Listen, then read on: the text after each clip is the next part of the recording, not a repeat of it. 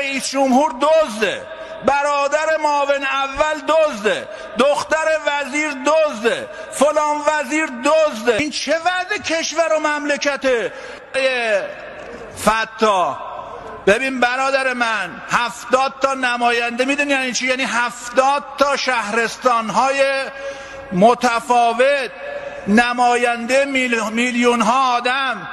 شمایی که شجاعت نداشتی پای یه حرکتت بیستی در رابطه با شفاف سازی اماکن بنیاد که بعد رفتی کلی هم عذرخواهی کردی، چی دکن دستگاه بره خودت روش واز کردی؟ آقا جمع کنیم بساطو. من خودم 6 بار تقاضا کردم این دکن دستگاه تو جمهوری اسلامی جایگاهی نداره.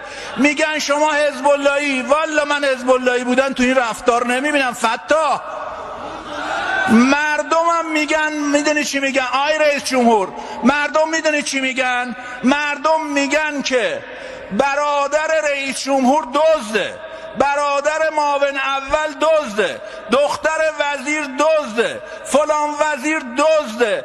یه چنین کسی اگر تو ادارات اجرایی خدایی نکرده تو همین شوراهای روستا میخواد تایید صلاحیت بشه، داداشش یه بس تریاک کشته باشه پدرش میسوزونین، اون وقت داداش رئیس جمهور دزده. رئیس جمهور واقعا حیا باید